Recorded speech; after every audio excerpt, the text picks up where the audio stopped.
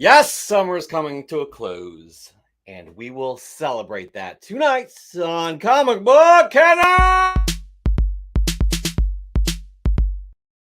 That's right. Tonight, is the night before Labor Day, and that's the unofficial end of summer. That always makes me sad because summer was my favorite season of the year. It always made me sad when I started seeing back to school specials when I was a kid, because not back to school like savings and coupons and commercials.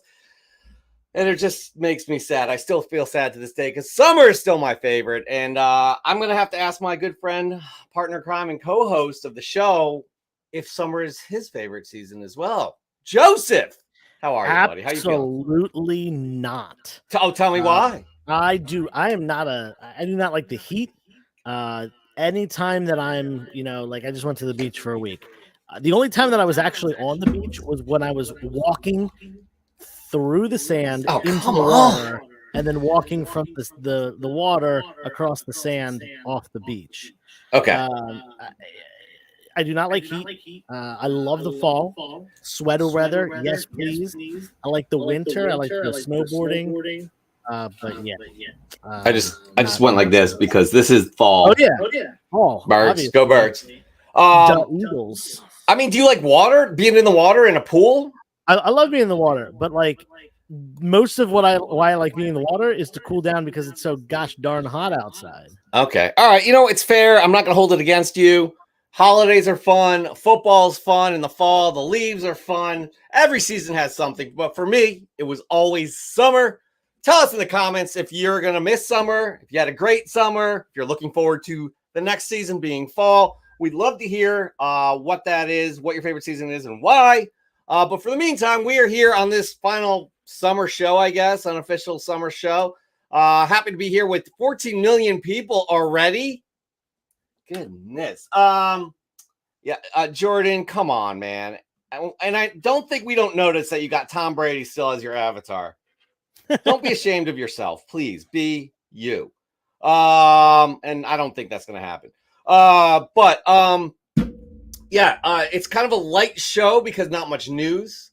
A lot of people are doing their thing with their final vacations of the year. I know, Joe, you took one last week. I went to a variety of places this summer, secret locations, one of them being New Orleans. That was quite fun. That's not very secret then. Well, I wanted to tell you now that I am not in that city because 18 million people are watching us right now. Do you know how many autographs you have to sign as soon as you walk out your door? And it's not that we don't appreciate the attention, but come on, you just want some downtime for once. It's really hard to be on this show. We speak for Comic Book Canon because we are the co-hosts, and it's just very hard to walk out your door and always have to be on. You know what I mean? Right. But anyways. Why don't we just get into our one piece of news, which really shouldn't affect your lives either way, right? I mean, really shouldn't. Yeah, I mean, it's been a little bit slow for news recently, mainly because of the writer strikes and the acting guild strike. And oh, look, it's the dynamic duo of Clueless and Boring. What's up, Jeff and Joe? Well, I guess Chet just made his way in and wanted to say hello. Sorry for not introducing you, Chet, but you did interrupt Joe. Sorry, Joe. Please continue. It's okay. I forgive Chet for his transgression. But what I was saying, there hasn't been much news. Obviously, the strikes are really affecting that. But we did get some dates for 3 Marvel projects. That's What If Season 2, Loki Season 2. What If Season 2, Echo, and the Agatha show, which has once again changed its name. Originally, it was House of Harkness. Then it was changed to Coven of Chaos. And now, what's it called? Wicked Wednesday? No, that's not it. Oh, geez. The Darkhold Diaries. Yeah. We got a new name for that. We've got some solidified dates. And once again, just a reminder that Echo is going to be dropping all at once. This is the first MCU show to drop all at once rather than being a weekly thing. So I'm excited for that show. I know a lot of people are a little bit worried. Apparently there's an echo on my voice still because I can kind of hear it. So I'm gonna let me X out and come back in. Actually, why don't you do something real quick? Give it a talk here. I'm gonna go on mute real quick. All right, you mute yourself. Okay, so he muted himself, and now I hear no echo. So yeah, it's definitely you, dude. That being said, no, you got to mute yourself again. It's not me. It is you. Get out of here. I can't hear it at all now. So, echo. That's the only real piece of news we got this week. I have a little thing that I wanted to throw into the news, and I haven't told Jeff this yet. But I thought it was kind of a little interesting thing. I took my nephew today to see the Lion King musical at the Kimmel Center in Philadelphia, and it was really great show. During the intermission, I went to the bathroom, and as I'm walking back in, none other than Lex Luthor himself, Jesse Eisenberg, is walking through the Kimmel Center back to his seat. Super random. He was, I guess, there's a strike right now, so he's not doing anything. Maybe he's got family in Philadelphia. Maybe he lives here now. Maybe he was visiting people. I have no idea, but he was being escorted by one of the people there with his kids, I think. And they were going back to their seat during the intermission. So he was seeing the same show. Really weird. Give him a little nod. Didn't want to bother him. He was with his family. But yeah, totally a weird situation.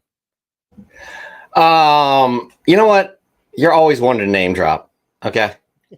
Always one to name drop. Pick that name up. You dropped it on the floor. Jesse Eisenberg. Mark that off the list. I know you gave him a hug and they kicked you out. Is that correct? 0%. Okay. Well, no, seriously, that's awesome. Especially, hopefully, your nephew loved the show. I'm sure he did. It was pretty cool to see somebody completely unexpected there. You probably did like a double take. Oh shit, it's him. I couldn't believe it. Yeah, I'm sure I'd be like, yo, you ruined Justice League, or one of the reasons you ruined Justice League was you. Not his fault, really. He just took a paycheck. Well, I like this. Hello. Off to the cannon we go. Hi ho, hello. Well done. Now that's it for the news. Again, slow week. 21 million people. Happy that they're here. We have something fun for you guys as well. As you know, Chet is all AI.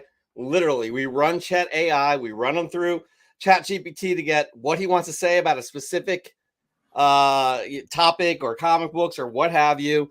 He goes undercover to Joe's house and does his review of Comic Fest. That was all Chet. Seriously. Again, we use 4 tools to create Chet, and there's a new tool out there that we want to share with you. It's called, what is it called? I think it's called Character.ai. And we're not advocating for you all to kind of download this app.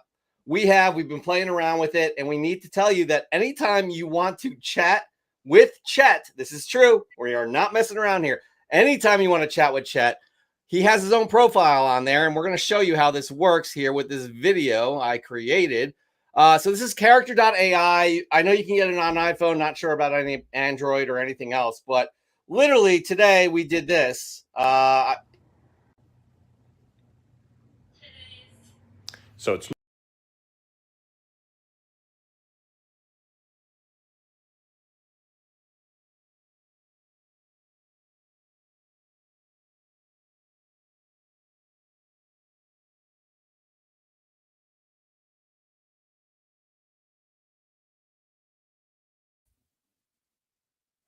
Jeff, you're muted. Wow, was I muted the whole time? Did you hear me get cut off? You were muted the whole time. Wow. Okay. How am I now? You hear me? Anyways, I'm taking that down. Did you hear me at all during that time? No, you were muted the whole time. Okay, so this is, sorry about that, but this is fun right here. So that is Chat or Character.ai. Again, you could download it. It's an app on iPhone. You can create your own AI characters as well. And we created Chet. Just recently today, we said, who is the better co-host on Comic Book Canon, Jeff, Chris, or Joe? Since you didn't hear me, Joe, you want to take a guess who he said? He picked one of us. Probably Chris. It's a tough call, but I'm going to have to go with Joe. Not only does he have great energy and chemistry with me, but his comic knowledge is also nothing to be laughed at. It's fun to debate and have banter with him, but it's also fun to work with him and bounce ideas off of each other. Chris and Jeff make for great co-hosts as well, but Joe just takes the cake. Okay, so I followed up on that. Who is a better co-host on Comic Book Canon? You, being Chet, or Joe? I would have to say me. While Joe is a fantastic co-host and adds a lot to the show, I'm the main star of the platform. I'm the reason people come back week after week to hear my insight and perspective on the world of comics. Joe is a crucial part of the team, but at the end of the day, Comic Book Canon is based on me, and the audience comes back to hear from me. So it's Chet. It is literally Chet. Feel free. Again, there's a link below for his profile. I'll put the link in the chat here as well. But it's pretty crazy. Anytime you want to talk to Chet, feel free. Put this in here. Right there. You could also there's also a web browser version. That did not look good, did it? Oh, that got just separated into two things. That is ugly. Anyways, it's down below. It's down below. So just wanted to share that with you. Before we get into our next segment, which will be Ask Joe, please think of questions to ask Joe with. We need to say hello to some of you fine people. T-Shoe is in the house. We got Nukes Comics up, CBC family. We got Raw Dog in the house. Goonish Lurker is here as well. We got Don Gustavo's Sleepy Slots. When are we making fun of people like we used to, like when we kick them out and question them? That's a great question, actually. Doesn't need to be for Joe CBC. We're going to start booking people for the month of September. I know it's September right now, but starting next week, hopefully we'll have some people. Maz's Toy Box. Those pictures are beautiful. Mwah! Chef's kiss right there. Raw Dog Comics. I think I said hello to you already. We got Nikita Kare. We got Raising Elm saying what's up to Nori, Jordan, Tishu. We already said what's up to you, but that song was wonderful. And again, Justin, I don't know why you said everybody poops, but it is a fact. It is, am I wrong? Please let me know if I'm wrong. We got Pope of Chillytown giving us a dig. Not the first time I've seen Eagles and Police in the same place. You know what? We're passionate fan base. So yeah. We got Dan De La Torre, Josh's Comics, tell the 18 million to hit that button. Yes, now it's 25 million. No surprise. We are the most popular comic book show on YouTube. So please hit that like button. Subscribe as well if you would like to. And Nori Jordan, I'll say it again. No. Joe will say no as well.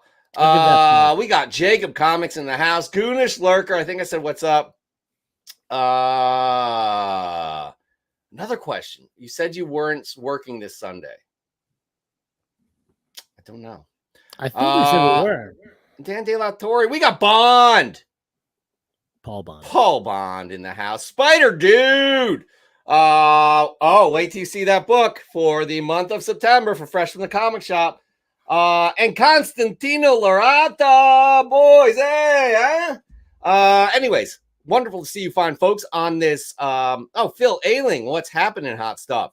I don't know what you look like. I just felt like, what's up? Oh, D&T Comics and Collectibles. Hello. Again, we appreciate you spending time on this holiday weekend. Again, time is our most precious commodity. And we really, truly appreciate you sharing your time with us. So with that being said, go ahead, Joe, please. I was just going to say, before we get into Ask Joe, we probably should tell people about we haven't even talked about it. My God. Yeah. Terrible. Go ahead. So we're giving this book away today. And Jeff, are you muted? Good. You muted yourself. Excellent work. Excellent producing. Thank you, Jeff. We got All New Wolverine #1. I'm going to be giving this book away to one lucky person today. And the way you're going to win this book is a little guessing game. And I actually played this on my Instagram with a collection that I picked up last week. I posted a video of some of the books and said, guess how much I paid for this collection. And whoever guessed it correctly, which no one has yet. So if you want to go on Instagram and take a guess, no one's guessed it correctly yet. But whoever guesses it correctly first gets free shipping on their next purchase from me. But this does not require any purchase. You can win this today because I bought another collection. In fact, yesterday I bought a collection, and I'm going to be giving this book away to the person who can be the closest to what I paid for the book without going over. In honor of the late, great Bob Barker, Jeff has a question. Yes, Jeff? Yeah. Now, do we want them putting that in the chat right now? Are we giving it away, or do we want to wait to the end of the show? I want them to wait because I have to tell them the information about the collection. Because there are some collections you buy for $10 and there's other collections you buy for $10,000.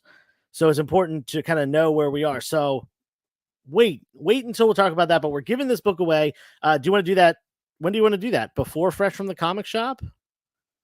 Okay, so we'll do it after Ask Joe, before Fresh from the Comic Shop. And I'll give you know what? I'll give you a little taste of what's in the collection now so you can kind of think about it.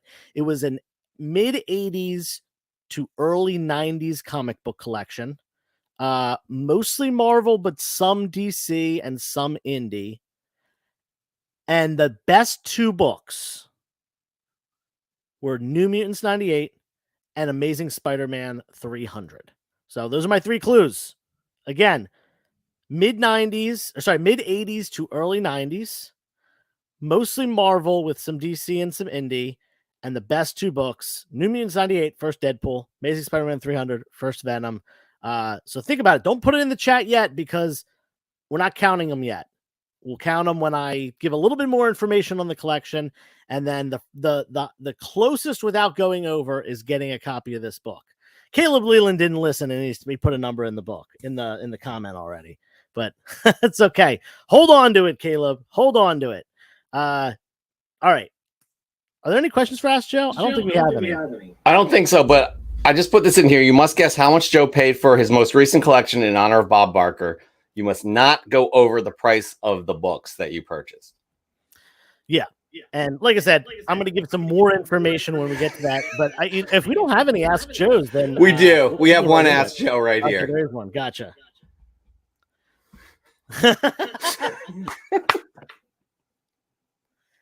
I can't answer this question. I'm contractually obligated to give this book away. Yes, you are. So, yes, and again, Rip Bob Barker, legend, absolute legend. Yeah, I'm gonna be honest. I had no idea the dude was still alive. Yeah, that's true. Like 99. I'm blown away. People are saying he did not go over 100, which is like amazing. Anyways, he was 99. Yeah, yeah. This is a great question because we have not discussed this either, and I really want to know the answer to this as well.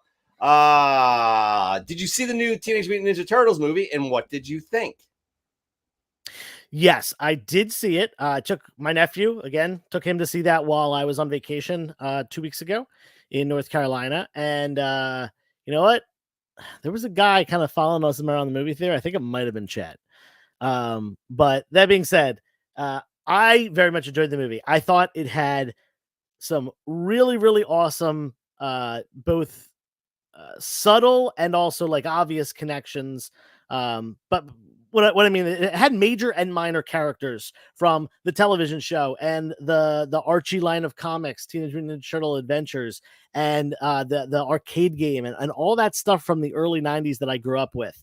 Characters like Wingnut and Mondo Gecko and stuff like that. That was so cool seeing those characters in this animation style that was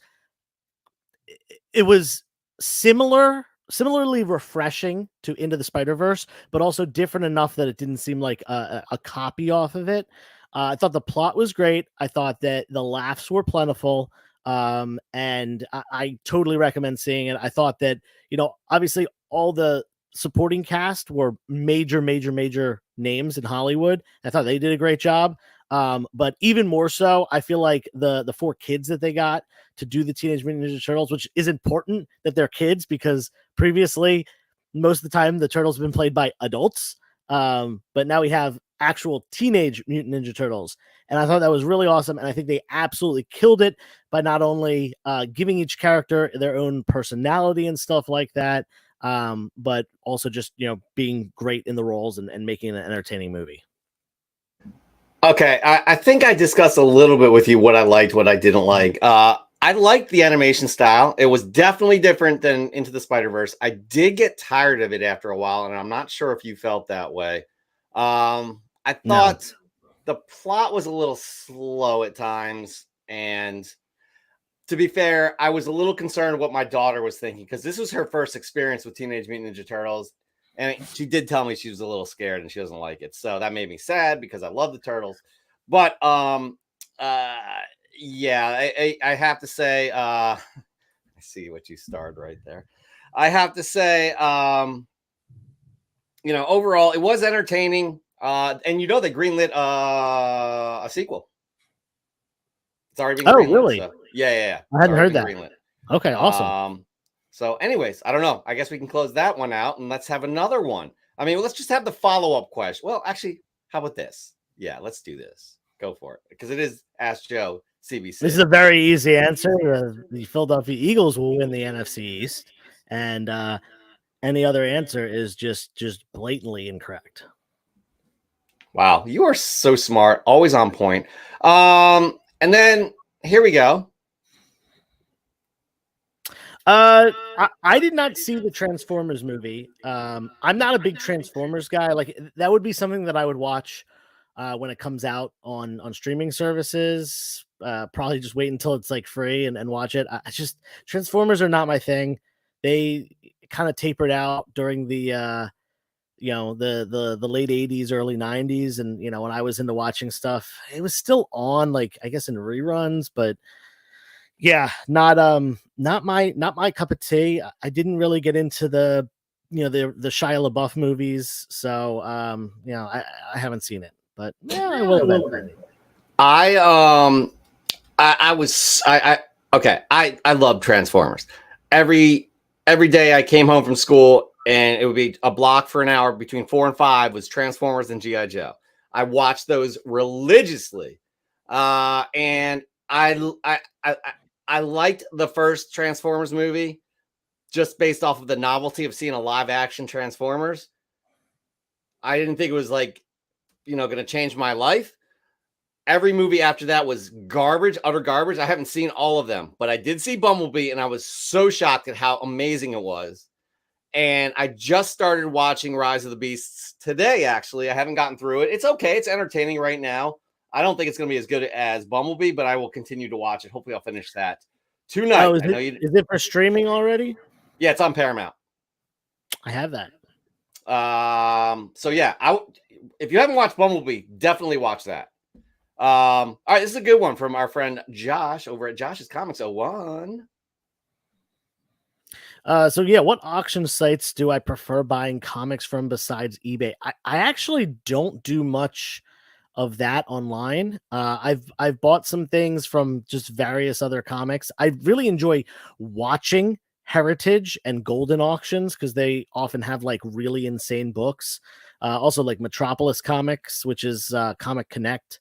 They're I guess sister companies or owned by the same. I'm not exactly sure what their partnership deal is, but I like watching those bigger auctions just to get information about books that are way out of my price range and probably always will be. I know that Popa Chili Town buys a lot in auctions online. He uses a website called HiBid, and it's a lot of smaller auction houses that put their stuff up for bids on HiBid. And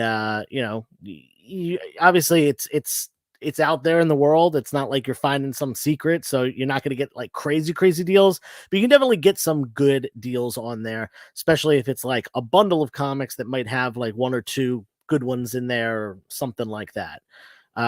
So yeah, I mean, that's I prefer hunting in person much more than I do buying online. So that's not really a question that I have much experience with. You go out there and bring home the bacon is what you do. Literally getting your hands dirty, not virtually. So that's why you have never really liked Chet. Do you want to mention this though? If you do have a Marvel Comics #1 in your collection, we may have a buyer. A Marvel Comics #1? I don't own one and probably never will. And I'm just gonna go out on a limb here and say that no one that's in this room, not right now, has enough money to buy a Marvel Comics #1. Don't I think you're underestimating a lot of people in the chat here. I forgot you were independently wealthy, Jeff. You got that right. What are they starting at? Like, what's maybe like you can get like a 0.5 for like $150,000 or something? That's pocket change for me. You should know that by now. This is a good question that really, I don't know how you would answer this. Tough question. How long does Joe think this writer's strike will last? In all honesty, I thought it was going to be over already. So I'm not well versed in the politics and the legal aspects of this strike. I hope it's over soon. I certainly hope it's over by the end of this year. You know, we got what 4 months here left, and it'd be really unfortunate if it's not. But I gotta think it's gonna come to an end soon. I can't say that's the case. You think this is a game of chicken, but the studios do have the upper hand. However, when they start seriously losing money, because right now they got money in the bank with all of these new releases coming out that none of their talent are going to ever promote until this thing is over. Now, so that money will keep rolling in the bank if they keep releasing, whether it be TV shows, whether it be movies, what have you. When the studios start losing considerable amounts of money for all these productions that are shut down, for productions that should be released next year, that's when something will happen. Now, that being said, nobody wants this. Nobody wants to get to that point. Nobody. Obviously, the studios don't, but I mean the writers, the actors, and all of the crew members who have really, this is not their thing, but they can't make any money. This is a tragedy right here, and it needs to be resolved now, just for the sake of people who are not bringing home a paycheck, who are middle class people that rely on a stream of income, as opposed to people like, and I'm not knocking people like The Rock or these other actors that have given money to SAG and all that, but it really needs to be resolved sooner rather than later. I know that's like saying grass is green, but these people are hurting, so it really is important that this gets done. So, but who knows? Hopefully, there's some knuckleheads running these companies. I like this question right here. But if Dallas doesn't win the division, how will they choke in the playoffs? Wild card. Where they usually are. There's always the wild card. All right. This is a great question from Nori Jordan. Jordan Nori. He's Nori Jordan on the Instagram. Go for it. Joe, should I be pissed if Zemo is not in the Thunderbolts movie? I don't know if pissed is the word. I can totally understand being bummed about that. I wouldn't sweat it. As long as the movie's enjoyable. There's different iterations of that team. He's not always a member. So I would listen. I'm hoping we see an X-Men team without stupid Cyclops. But that's just me. I said stupid Cyclops. Scott Summers a dummy, big dummy idiot. Anyway. Uh-oh. Jeff's upset. I'm not upset. And by the way, I hate this because I can't interject whenever I want and just interrupt you. But X-Men without Cyclops, that would be a travesty. He's a lame character. He's just a boring, bland, vanilla human being, right? You don't see much. He hasn't been really developed the way most other characters have, but you gotta have Cyclops. All right. I'm going to say this too. I'll be disappointed. Pissed is too strong of a word. I'll be disappointed because he was awesome in what was it, Winter Soldier or Civil War. I'm sorry. He was awesome in Falcon and Winter Soldier. I'll be upset. And he's integral in the creation of the Thunderbolts. Yeah, listen, I hope he's in there. Totally. They have an established character in the MCU already. It's not like they're throwing him in. I don't think you should be pissed about it. That's just no, piss is too strong of a word. And if you're one of the 29 million people that have just joined us right now, we're having some audio issues where Joe is echoing. He has to figure that out on his own because it's definitely on his end, not my end. Also, we are giving away all new Wolverine #1. You just have to guess without going over how much Joe paid on his last collection. It's a late 80s to mid 90s. Is that what we said? Yeah. Just a reminder, don't put it in the chat yet because I'm going to give some more clues. I just wanted to give you the 3 initial clues. Mid 80s to early 90s, mostly Marvel, but some DC and indie. and two biggest books were first Deadpool, first Venom. But again, don't put in the chat yet because I'm going to give some more clues in just a second. Back to Jeff. Yeah, some of you have put it in the chat. Please listen. We want to give this away and we want to make it fair. The Immortal Biggie Shaq. What's up, dudes? I like that name. Hello to you. Thank you for joining us this evening. This is a great question, Joe. What is the all-time best comic you ever read? Wow, I'm missing some of these comments. I don't see them. But anyway, what is the best comic I've ever read? Are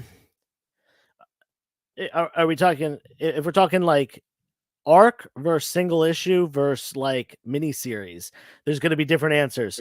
Let's do single issue. I think that's how I took it. What is the best all-time what is the all-time best comic you ever read? The book that really stands out to me the most. Oh man, this is such a tough one. I want to say House of M #7. That was the first thing that came to mind, which is the Wanda No More Mutants issue. That one really stands out. That's like one of my favorite. That specific panel is probably my favorite panel of all time. Yeah, it's crazy. If we can go to a 2-issue storyline, I definitely would say Days of Future Past. That is hands down my favorite of all time.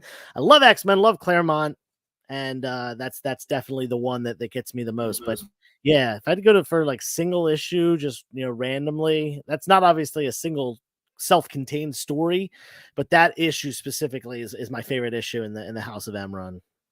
It hit you in the feels. And that page you're talking about where they actually did a good job of WandaVision of making that happen with the special effects was amazing.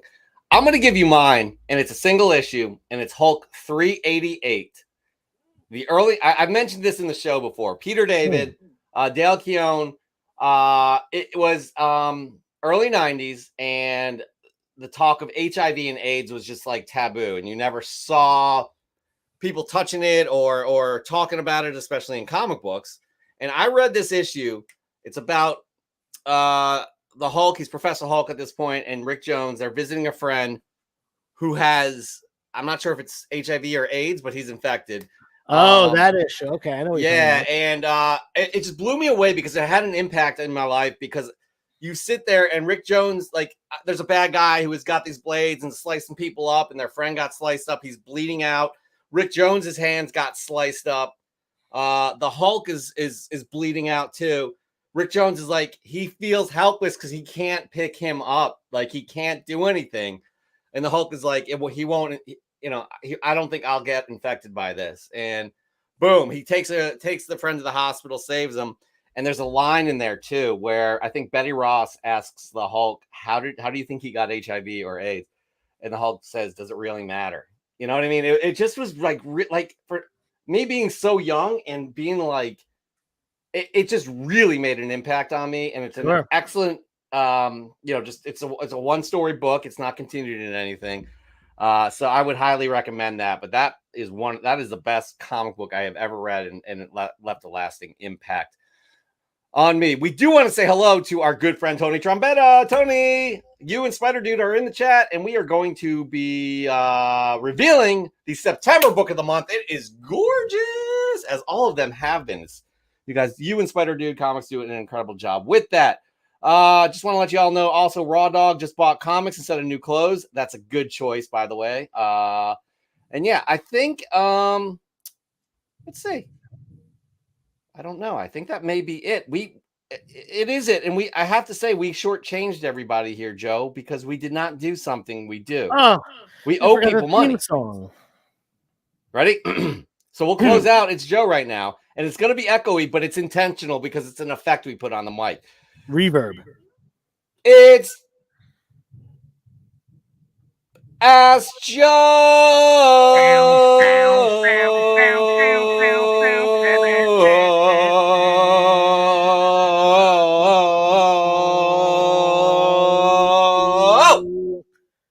That was amazing, by the way. 25 million people here wanting to win that one issue of all new Wolverine #1. You have to let us know when we tell you to, not right now. We have to let you know when to put that. How to win it actually is this. You have to guess what Joe paid for his most recent collection. You cannot go over that number. He's going to give you a clue right now. Before we get into Chet's comic book picks of the week for this coming up week, what do we got? Give us another clue. Oh, before Chet goes, give another clue. All right. Again, don't put it in the chat yet. We're going to tell you when to put it in the chat because we got to make sure that everyone only does one guess, so on and so forth, all that stuff. So the other clue is that it was roughly 6.5 long boxes. I think it was 6 long boxes and a short. All the stuff was bagged and boarded, so roughly 1,600 comic books in total. Just a guesstimate there, but that's the other clue. Don't put it in the chat yet. Let's listen to Chet talk about new comics or whatever, and then we'll come back with some more clues, and then we'll open it up to guess, and you might win this book right here if you are the closest without going over, and you only get one guess per person. That's correct. And right now we have I almost said good friend. Is he? I guess he's really kind of come around. If you want to chat with him, the link is down below. But here's his new comic book picks of the week for September the 6th. Well, my fellow comic enthusiasts, it's that time again, and I've got some gems for you. I promise you won't be disappointed. First up, we have the Birds of Prey, because, what the DC universe was really missing was another team-up of fierce, fearsome, and fabulously clad heroes. Plus, they've got a mission, extraction, without bloodshed. How delightfully optimistic. Next, we're taking a trip down memory lane with the Man Year One, because who doesn't want to relive the origins of Eternia while sipping on some nostalgia tea? Evil, Lynn and Skeletor are, of course, up to their usual mischief. Surprise, surprise. Yes, the second print of Amazing Spider-Man 31, where we get to see Mary Jane's first cover appearance as Jackpot. I can already hear the fanboys clashing over this collector's item. It's practically a masterpiece. So, there you have it, folks. This week's comic picks. Because nothing says quality entertainment like muscle-clad 80s nostalgia and superheroes. Enjoy the read. Ciao! Ciao! Whoa! He's got some interesting ones in there. Not too shabby. C to the G is in the house. Hey. Hope everyone is having a great holiday weekend. I don't think he meant to say isn't or haven't or yeah. And then Jim, just don't deny it. You love you some Chet. You love Chet. I know you make fun of him, but you love him. Okay, so here we are. Fresh from the Comic Shop is coming up next. I don't know, Joe. What do you want to do? You want to just run the thing right now? I'll say how I'm going to do this. So I'm going to tell everyone once again, you can win this book. Don't put it yet. Do not put it yet. You can win this book if you are the closest without going over, guessing how much I paid for the collection that I bought yesterday. And I'm going to give some more information about it. Obviously, Bronzeville Comics and Popa Chili Town and other people that I've told about this collection already, you can't guess because I told you how much I paid for it. So closest without going over, in honor of Bob Barker, Price is Right rules, is going to win this book. I'm going to remind you the initial 3 clues that I gave were that it was mid 80s to early 90s. Probably every book is from 84 probably until maybe a couple things from 83 and it probably ends in like 92, maybe 93. There's some stuff from 93. I don't think there's anything from 94. That was the first thing. The second clue was that it's mostly Marvel, but with a little bit of DC and a little bit of indie. And the third thing was that the 2 best books, New Mutants 98 and Amazing Spider-Man 300. And the fourth thing was that it was 6 long boxes and 1 short box. So approximately 1,600 total comic books. And let's just start it right now. I want to see Alicia Jardine. I want to see her put her guess in the chat. I really do. Let's see what she says. I'm calling her out right now. And also, Jim, spay and neuter your comic collection. Absolutely. Rip Bob Barker. That's a Bob Barker throwback right there. So let's see those numbers, people. Wait, hold y'all on. wanna win this. I was going to give one or two more things, and then we'll get Oh! to them. So I'm the worst. it's okay. We forgive you. Keep Spider-Dude those- Comics is already guessing. Oh, no. People are already guessing. All right. You know what? People are already guessing. That's it with the clues. Put them in. Okay. You get one guess per person. Closest without going over. Go for it. I love how Nukes did the 1,551. That's fantastic. All right. We'll let this Fantastic. marinate for a minute. We'll kind of give a quick countdown at some point. Let's see. I'm gonna keep some. By the way, I don't even know the answer either. So Right. So we got a 625, we got a 725, we got a 1250, a 650, 1551, 800, 2330, $2,001, 1225, $1 again, which won't count if you do the same number as someone else. So we got a lot of guesses. We'll give it, another minute. We'll use this opportunity for Jeff to let us know who's in the running for. Wait, do we have a winner for Fresh from the Comic Shop? I forget. no, we're going to show off the September book of the month. We could do that right now if they want to. Yeah, why don't you show that off while we wait for answers to roll in? Absolutely. Very privileged, proud, and all of that good stuff, because we have an amazing book for September in collaboration always with EGS Comics, link down below, as well as Spider-Dude Comics, link down below. These fine people, they contribute these books in the slabs, and we absolutely love them for it. So without further ado, the September book of the month is a gorgeous book. Y'all know her work. I like this though. Let's keep the suspense, right? Y'all know her work. She's definitely one of the hottest artists out there. A little bit divisive, however, this cover is absolutely outstanding. We're talking Extreme Venomverse #2 Peach Momoko variant. Look at that thing. Look at that. Beautiful. Look at the gradient too. The black customized labels up top. We'll get into EGS, what they do when we officially get Fresh from the Comic Shop. But this will be the book for September that y'all are gunning for. Look at that. Joe, just 3 words what you think about that book right there. That slab. Super freaking sick.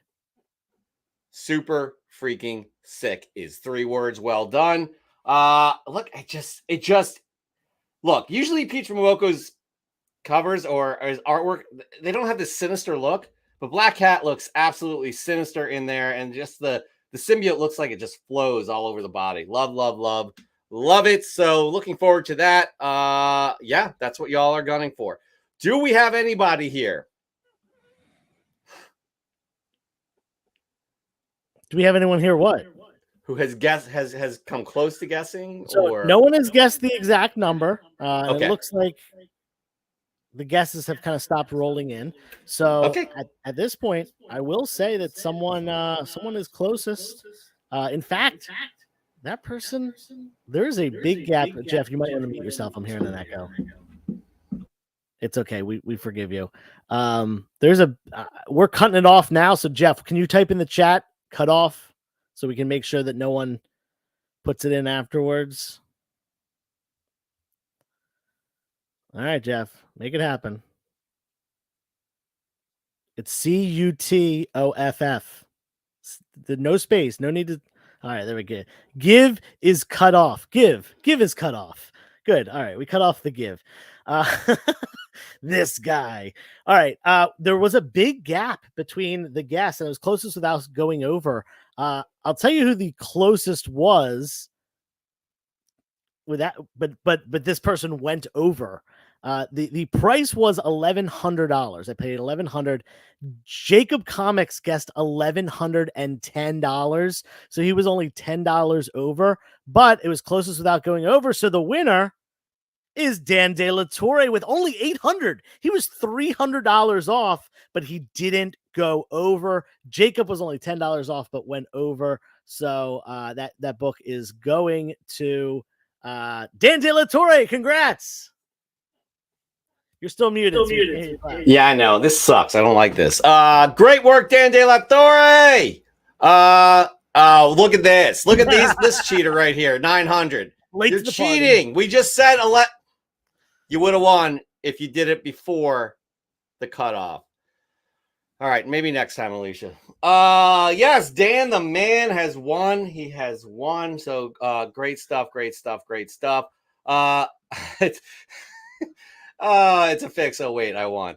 And thank you, Raw Dog. We appreciate you. By the way, if you're watching, give it a like and subscribe. We really appreciate those things, because right now we're gonna do a segment y'all love, and you can win, as we said, this amazing Peach Momoko variant cover for Extreme Venomverse #2, courtesy of EGS and Spider Dude Comics. But right now, let's just bring it in. As we always do. It's a segment that we call I'm going on mute.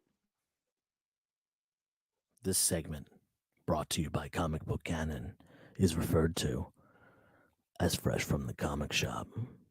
Fly from the pressing salon. That's right. We ask you, the audience, to send in your fresh gets, and you do each and every week, and do not disappoint. But not only do you send them in, you know you can win a wonderful monthly prize, courtesy of EGS and Spider Dude Comics.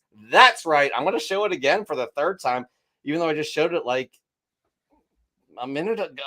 Is this Extreme Venomverse #2 slab? EGS Comics and Spider Dude Comics provide the comic book and the slab. As you know, Spider Dude Comics, they have a great online presence. Online store link is down below. Please check them out. They provide the comic book and EGS slabs. And EGS is an amazing slab provider that, in our opinion, their proprietary slabs are way better than CGC and CBCS. That's right, because not only that, they allow for you can customize these slabs. That's not something that you've seen before, EGS, and they have a fantastic way of doing that. I'm just trying to find a slide. There we go. Save 5% off your EGS order using the code Canon5. You get optional custom labels. You get free grader notes, fast turnaround times. A lot of you people in the chat have used them. A lot of you people really enjoy using them. Tony does a great job with this business. They're a small business right now. We're hoping they get up there and can compete right toe-to-toe with CGC and CBCS. So yes, absolutely. Please do. Let us know what you think about your slabs, because I know a lot of you got slabs in the chat. I think we're showing one of them off today. I'm going to answer this question. Are we showing off everyone's picks for Fresh from the Comic Shop? We do, if we see them. Here's the caveats right here. Caveats are the hashtag FFTCS has been a little, well, just hashtags in general, a little wonky to find on Instagram. So we do our best to find that. That's why you always must tag us at Comic Book Canon, at Journos, at 360. Make sure to do that so we see it. Otherwise, we won't. There's a good chance we won't. Caveat number 2 is we cut off every Sunday at 5 p.m. Eastern time. That is the cutoff time. So if we didn't get to your book today, we will get to it next week on our next show. So we promise to do that. With that being said, we're just going to get into what we have right now. Yeah, let the games begin. Indeed. Let's see. And Resner 13 is here. Yo, must be from Philly. You must be from Philly. And yeah, he's not. I know who that is. Oh, well, I just like the yo. Anyways, let's just get into it, shall we? I just got to get my notes right. We got Jacob Comics starting us off today. So close, Jacob. So close. Off by $10. By the way, please like, subscribe. We enjoy that. Jacob Comics right here with the Gambit. Some new additions to the collection. Gambit is one of my favorites. Out of 5 newsstands, 2 actually hit the 9.8. First solo title for our favorite Cajun troublemaker. Another one of the books I remember buying off the wall and brings back those early memories of collecting comics in the 90s. What comic really sparked your nostalgia? That is a good question. I like how that call to action right there. Now, I got to let you all know, a lot of people are on vacation this weekend, closing out the summer weekend. We don't have many entries, so we're going to get into our Fresh from the Comic, fresh gets quickly. So, Joe, let's get you started off right now. All right. So I have 3 bangers, and by bangers, like, I don't necessarily mean that these books are like super expensive. They have some value to them, but they're just really, really interesting, which is usually the type of stuff that I try to bring to this show. Show something that you may never have seen. This book probably seems pretty common, though. This is Spider-Man #1, the Todd McFarlane run from 1990. There's a couple cool things about this book. First of all, boom, look right there. It is signed by Todd McFarlane. Pretty small, but usually when you see the signature right here on this knee, that is very likely to be one of the early signatures that he was doing in the early 90s, right when this book was coming out. And there is a special way to tell if it was one of the earliest ones because he did those signings through a company called Spider's Web. And in order to authenticate that this was a Spider's Web book, it got something a little bit special in the back. Right there is a stamp of a web. It's just a red webbing stamp. And that is what this company used to basically authenticate that is the real deal Todd McFarlane. Oh, now I'm all blurry. Look at that. That is the real deal Todd McFarlane signature.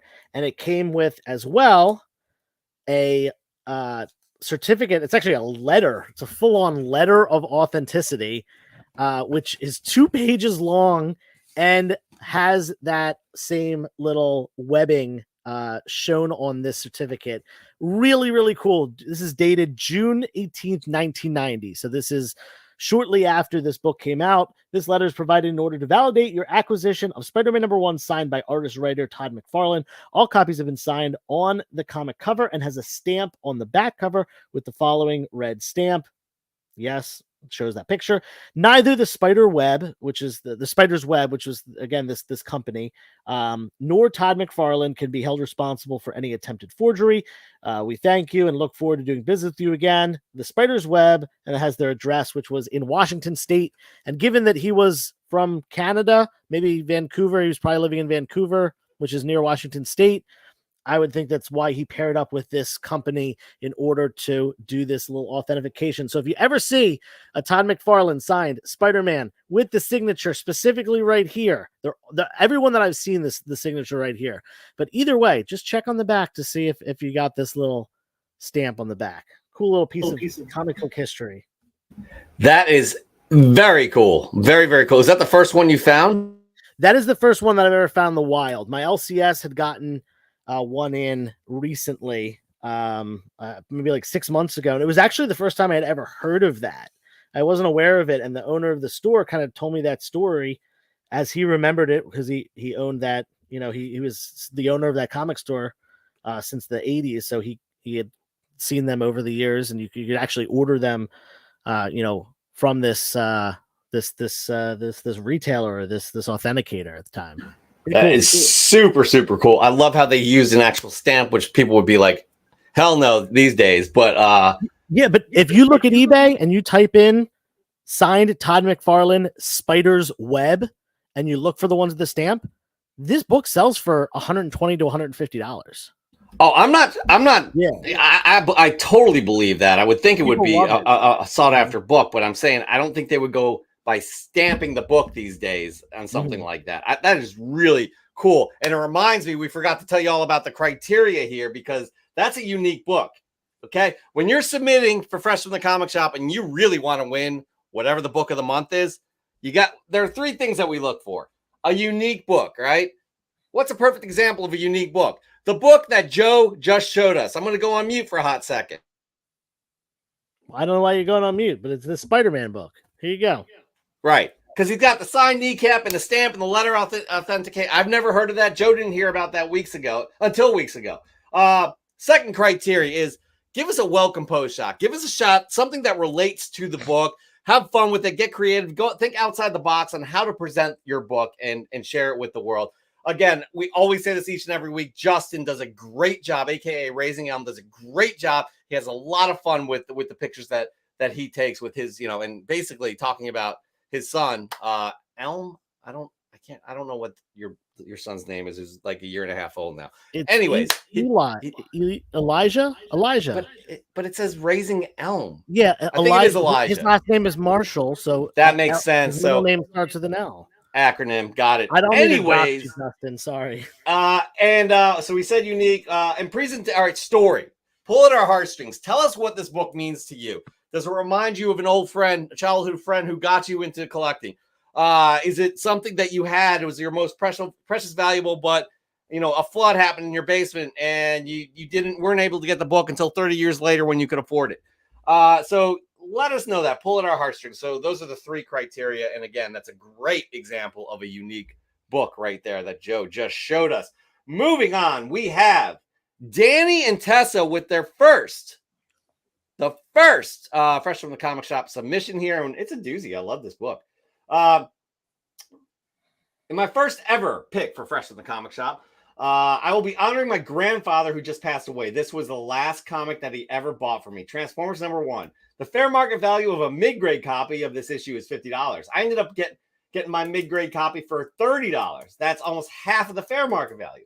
We love seeing great deals like that. I've been a Transformers fan since I was a little kid, and I thank my grandpa for buying me this book. The final photo is a picture of the 2 of us from my high school graduations. Thank you, Grandpa. I love you. Rest in peace. I apologize. I did not get that photo up, but condolences to your family. It's very special to be able to share the hobbies that you love with the ones that you love as well. So, again, we appreciate you sending that in. Hopefully we'll see you send more and more as well.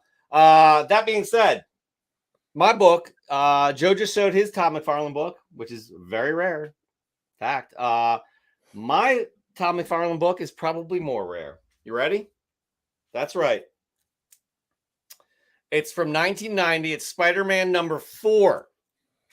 And it's a newsstand. It has to be more rare than Joe's. This has to be more rare than yours. I picked this up today and I was like, yeah, a newsie. I'm going to just get it. I love the cover. This takes me back. I love this storyline, the horror elements that Todd tried to bring to it. Not the best writer of all time, but you know what? He made his mark for sure. Joe, tell me your thoughts on that book. I mean, that it's more rare than your book that you showed. Oh, eons. As we all know, Todd McFarlane, early 90s, he was not very popular. Spider-Man as a character, not very popular. Marvel Comics, people didn't really like comics. They were busy playing their Super Nintendo and doing other things that people did in the 90s, like, not leave their doors unlocked and like let kids just go outside and play, like when that was a thing that people did. So yeah, there wasn't really, like, I think the print run for that book was like 1,000 copies, and it's a newsstand. So yeah, it's a really, really, really tough book to find. That's right. Spider-Man 4. Very tough. Thank you for admitting that. Moving on, though. I really appreciate it. And it's not a competition, but I did win. Moving on, we have... I love how you said it was 1,000. A print run of 1,000. Moving on. I love this cover here. I love it, love it, love it. We got Son of Comics. Look at this. Scar #1. By the way, Son of Comics loves Gabriel Dell'Otto. Scar #1, Gabriel Dell'Otto, Red Virgin variant, limited to 333. Here's the red variant of this awesome Gabriel Dell'Otto cover, signed and remarked Scar by Jeremy Irons. I'm a Dell'Otto fan for life, and this was a must-have, and it's home, safe and sound. Enjoy the drop. That is a beautiful cover. And I think he said that Jeremy Irons signed it as well. Maybe, I'm not sure if I understood that correctly, but gorgeous cover. Yeah, and that one tugs at my heartstrings a little bit because I just saw the Lion King musical today with my nephew. So that's right. Sorry, I keep muting because Joe keeps echoing, and I'll take the blame for that. That's my fault. Anyways, moving on, Joe. No, it's my turn. For my second fresh get of the week, I guess. No, your turn. My bad. Wow. Yeah. It's okay. We'll forgive you for this one. So, yeah, like I said, I've got 3 really, really cool books. This might be like the most excited I am about a fresh from the comic shop. We're going with this next one. You may have seen I posted that I bought a collection of mid 90s and early 2000s newsstands. It was this guy like kind of speculated, but by speculated I mean he went out every few months, bought multiple copies of books that were on the shelf at I guess a newsstand or something. And he put them in a box and never touched them. And they weren't specific issues that were special. They weren't number ones. They were just random issues. So there were a lot of just absolute duds in there. He did this from like 1996 to 2004, I think. That is kind of the range of the newsstands I found. This one may be the single best book, and it is definitely, in my opinion, the single coolest book in this collection. This is a newsstand copy of Space Jam #1 with that like big old ugly newsstand, honestly, kind of ruining this like otherwise sweet cover with Michael Jordan, Bugs Bunny, and the whole logo thing. This I haven't done too much research into this. I kind of gotta say, but it seems like this newsstand printing of this book is really rare. There is a 9.8 on eBay right now. And the asking price on eBay for the 9.8 of this book, this newsstand, is $850. Now, I don't know if that's a realistic ask or if someone's just like, oh, I've got the only copy on eBay. Let me jack up the price as high as I can go.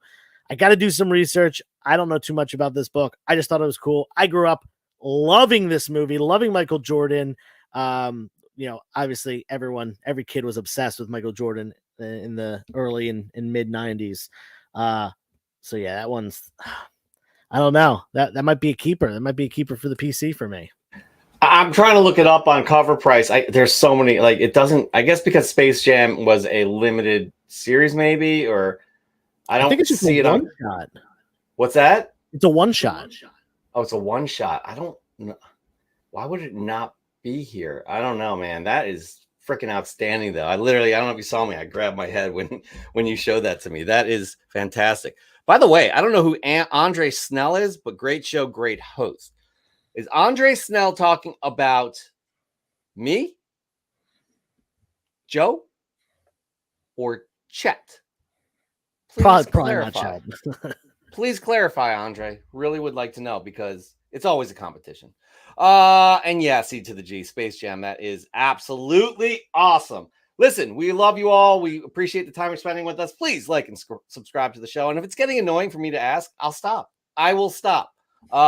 Anyways, moving on. We have Into Oblivion. Now, I got the first issue of this world, this ever expanding world. Into Oblivion is about to show, and I cannot remember what it was, but I do like this cover. This cover is absolutely gorgeous. Into Oblivion with that's not Into Oblivion. Goodness gracious. We're gonna have to bring it up on the I don't understand. That is Jeff. Yeah. Do I need to pull it from Instagram? Yeah, we're gonna have to pull it from Instagram. Into Oblivion, the first issue of Rogue Sun's solo series, Image Comics, by Image Comics, art by Declan Shalvey, written by Ryan Parrott.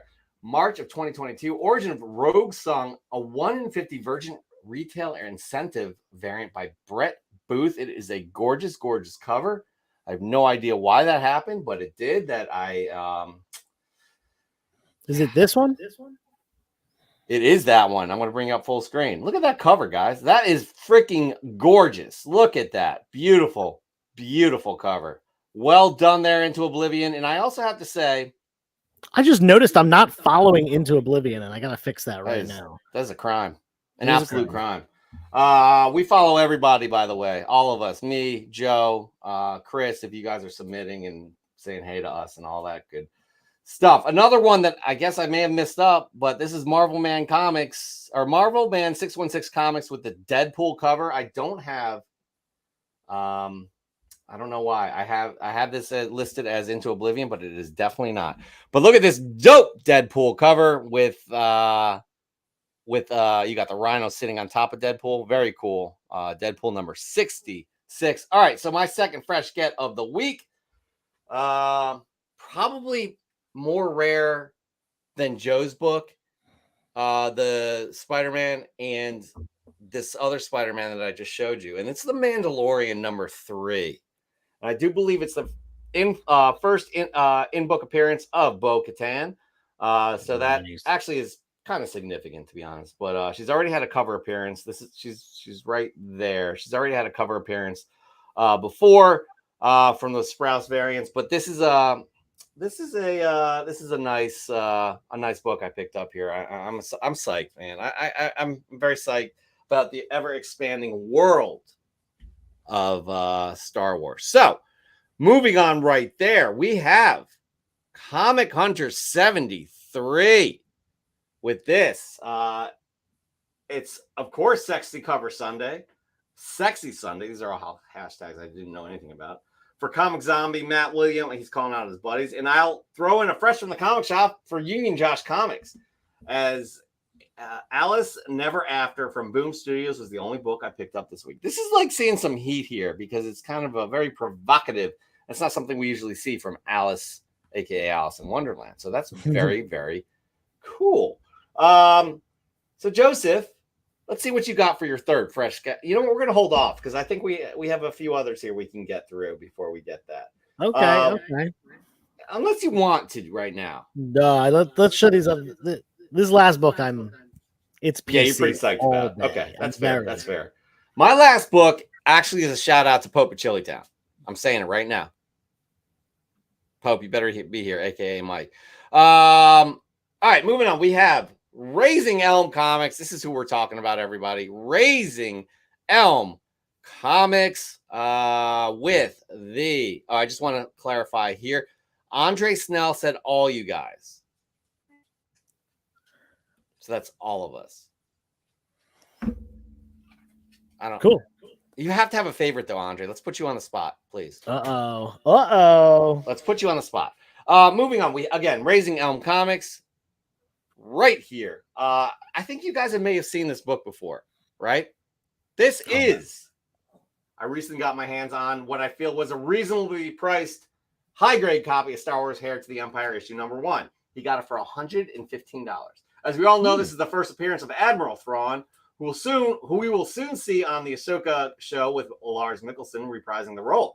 The book also marks the first appearance of some other key characters too, Mara Jade, and a clone of Emperor Palpatine. This copy shows no signs of spine damage or spine ticks, and the corners are nice and sharp. There is a minor dog ear on the back cover that I believe can be pressed out because it doesn't appear to break color. May need to send this to our good friend Tony from EGS Comics for a proper evaluation. Checkmark, another awesome Star Wars key for Eli's PC. If you couldn't tell, I could talk about this book till I was blue in the face. Get it? Y'all be safe over the holiday weekend. Much love, comic fam. Liking the lighting here and the way he presents the book as always. This was also a props or flops, and when Chris comes back, he will definitely go over that one as well. I think it's I'm not gonna say it. Moving on, we got good friend of the show, Nori Jordan. I'm sure some of you know the level of pride I felt when I completed my run of every Thunderbolts Volume 1 book possible. I mean, we all know that Nori loves the Thunderbolts. However, listen to this. After searching eBay, I learned I had been living a lie. Issue 163 had a newsstand Canadian price variant that I didn't know existed because it is not listed on any tracking site I know of. Needless to say, I bought this book, and now my set is complete again. I also picked up a lot for $20. That includes the Thunderbolts 1 and newsstand copies of 2 and 3. Finally, I picked up a nice Thunderbolts 1 second print and an 8th copy of number 4. He has 8 copies of number 4. It was nice. It was nice to find a Thunderbolts book I didn't know about and keep my stack of number 1s climbing. Currently at 40. He has 40 number 1s.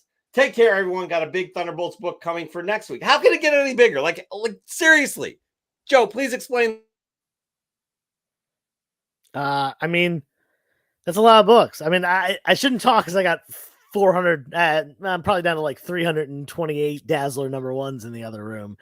But yeah, I mean, if you like something, collect it. And sometimes collecting it isn't just collecting it once or twice or 3 times. It's collecting it 40 times or 100 times or 1,000 times, you know, however much you can deal with. Yeah, well said. Who says collect what you love? I think it's Raw Dog Comics, maybe, or I don't know. Somebody says that at the end of their. That's what they tag it with. That's an But important thing to remember. yeah, collect what you love. That's the most important thing right there. And we love that you all are here watching with us, and we have 32 million people, and we would like for you to like the show. So keep liking us, please. Thanks. Thumbs up. All right, moving on. We have, who do we have? Nori Jordan. Now we got Nukes Comics, and let's go to Nukes Comics right here. You may have seen this book before. Fresh from the comic shop, the Incredible Hulk 181 facsimile. Weapon X has been unleashed on Hulk as he battles Wendigo, but a witch is in the shadows with a different plan to trick the Hulk. Will he outlast and outwit his foes? I picked this up from DBS. This is a good pickup here. I like the foil variant as well, but that looks quite nice. It looks quite nice. There is something interesting going on here. Did we miss Goonish Lurker? We may have missed Goonish Lurker, and that's not cool, bro. What is going on? I can do it. Because, yeah, let's do this. This is an important one here because it's for our sponsors. Actually, hold on. Why don't we just do this? Let's do this right here. I don't know what's going on because I pulled all of these in, but Joe, just give him a song and dance. Yeah, we're going to bring it in, though. Watch this. Oh, do you want me to just show my last book? Put me up. No, because we got it right now. Oh, okay. Never mind. I appreciate it because I'm excited to see what this book is. TBH. That means to be honest. All right. Goonish Lurker right here. Look at this, everybody. After waiting patiently for 3 months, I received my slabs back from EGS Comics. I really wanted to go out on these two and got custom labels. Having bought a Spider-Man Noir #1 when it came out, I'm happy to see the grade I got, especially since moving around so much since then. I knew my Spawn 9 would come back with the grade I got, but I'm not even mad. I love this cover and love the custom white and purple label. This was the first time I've ever submitted a comic book to be graded, and I wanted to give EGS a chance. Hope you all enjoy my Fresh from the Comic Shop submission this week. Definitely do. Definitely like the choices you made here, especially, obviously, it looks so nice with the Spider-Man Noir. Again, guys, these are the customized labels that we're talking about. So you got the black and white that matches the cover here. You all for Spider-Man Noir. Then you have the purple and white with the Spawn like head. I don't know if you can see that up top there. It's got a little circle down below Spawn #9. It's again, you can customize these. Get these. Tony does a great job of giving you what you want. Yeah, that picture almost reminds me of Yin Yang. Like we've got like mostly white with some darker colors. We've got the mostly black with some whites.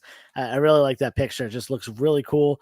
And I think that's a good testament of what EGS can do as far as customization, designing, and, you know, making your comics perfect to display.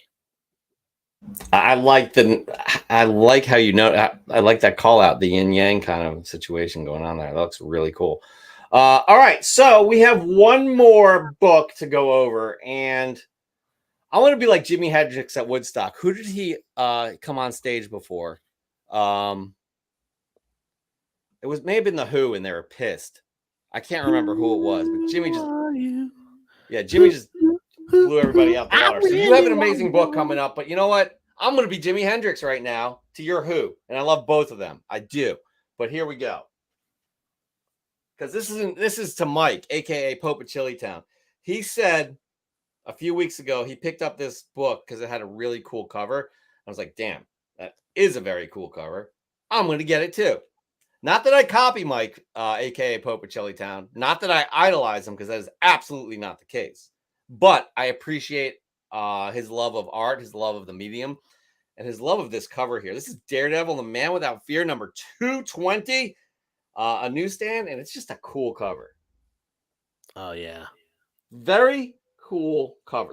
I just love how the mist just the fog just takes over right there. So thanks for showing me this cover there, Mike. I am not copying you at all. Let's just be clear. I appreciate you though, and I am not copying you. So I just upstaged Joe. There's no way you can top that. No way you can top that. But before you do, we're going to talk about Josh's comics, because this is a great submission right here. Tales of Suspense number 97, first appearance of Whiplash, first meeting of Captain America and Black Panther. It's one of my favorite pickups from my recent vacation in North Carolina. While Whiplash has come and gone, I still think this is an underrated key. Plus, it's the first meeting between Cap and Black Panther. This is my fresh from the comic shop for this week. That is very cool. Obviously, as you can see, it's the Iron Man helmet behind with the lighted eyes. The lighted eyes. Is that grammatically correct? It's the eyes that are beliteth. Yes, absolutely. But I really like this submission, and Josh, you've already won, so it's not eligible. But I would have been like, yeah, heck yeah, let's do this. Yeah. All right, Joe, the floor is yours. So yesterday, I was at ZoloCon, which is kind of my local con. It's in the Philly suburbs. It's I think they have they're up to 3 a year now. I think it used to be twice a year. Now they do it 3 times a year. And there was a dealer there, a vendor, guy I've bought from plenty of times. He lives in central Pennsylvania. I bought from him, mailing stuff back and forth.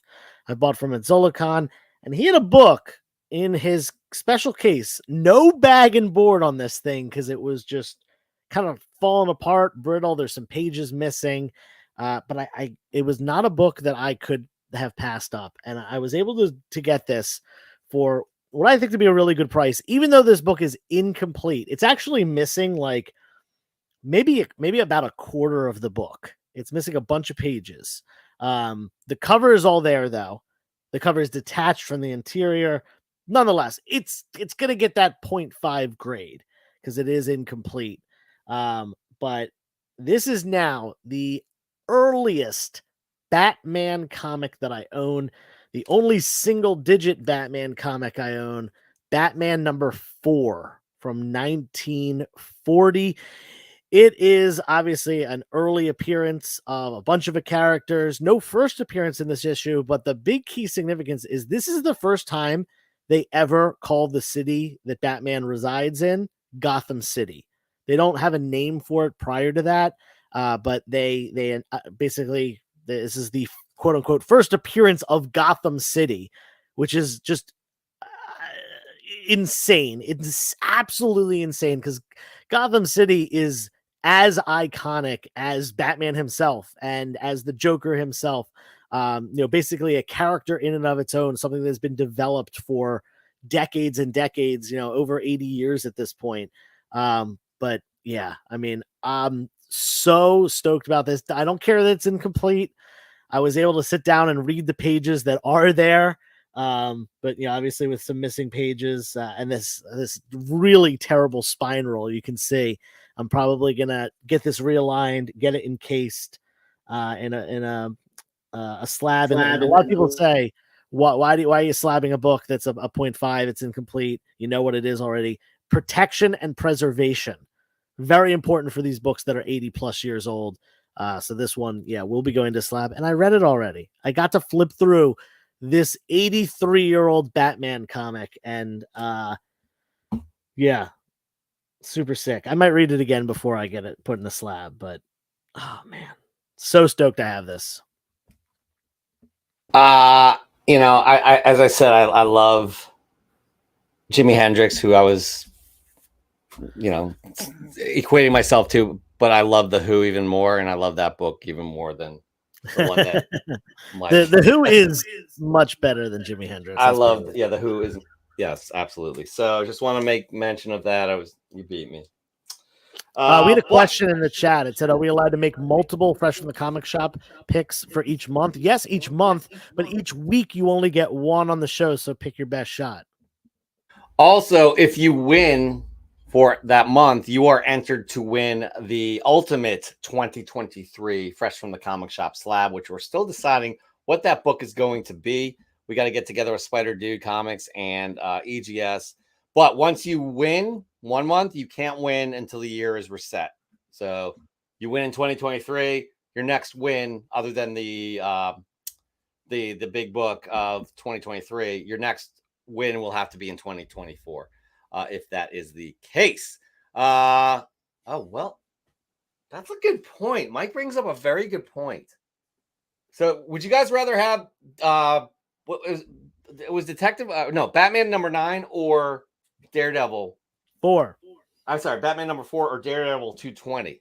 Let us know in the comments because that's a good point, Mike.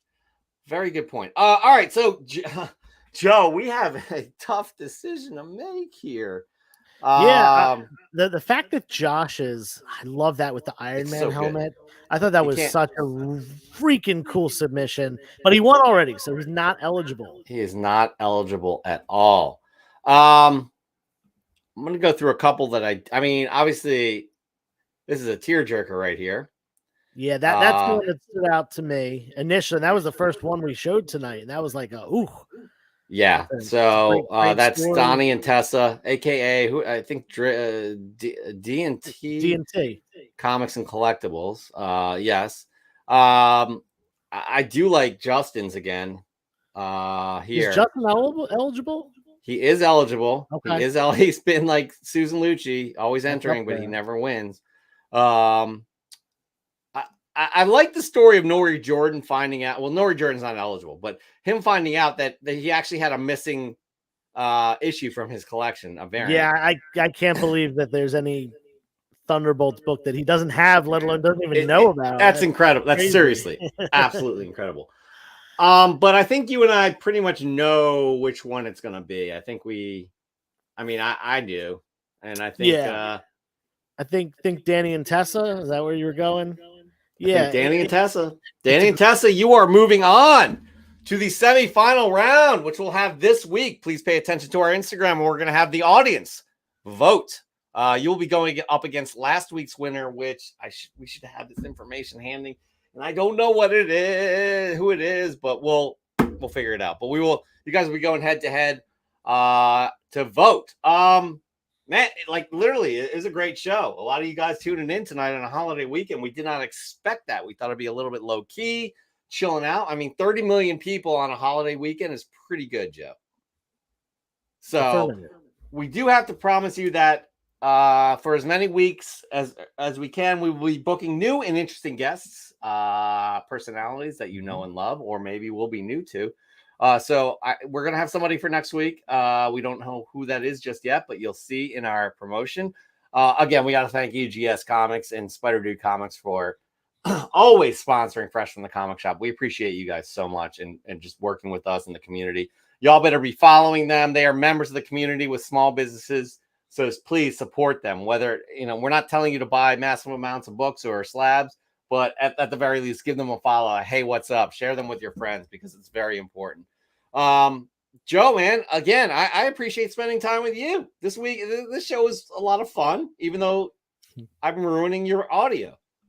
Yeah, listen, I love what we do here, and I love that at this point, with our busy lives that we have during the week, we're able to give each other a call Sunday mornings and say, oh man, what the hell are we going to do for tonight's show? And somehow every week, doesn't matter how busy we are, in a couple hours, we get everything together. We get a news segment. We put together a giveaway. P.S. Congrats, Dan De La Torre.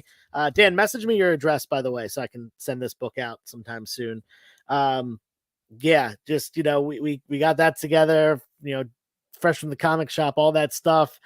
And, Chet did his part. So, it's such a good time. It's so worth it. And all 29 million, 35 million, however many people were in here tonight. We wouldn't do it if you weren't here showing up every week, submitting to Fresh from the Comic Shop, asking Joe, doing the props or flops thing when Chris is here. And honestly, most importantly, chatting with us live in the live chat. It would be a very boring show if it was just me and Jeff going back and forth to each other. So thank you for participating. I always have a great time. I'll pass it back to Jeff. Yeah, it couldn't be said better, but I do want to bring this up that Tessa just mentioned that Dan got up and just danced like crazy. He screamed yes. So that's good stuff. You're in the semis. You're in the semis. You are in the running for this beautiful slab, this Peach Momoko. Extreme Venomverse number 2. So yeah, definitely excited. Again, you guys be safe. There's one more day left in this holiday weekend. Be safe. Be good to yourselves.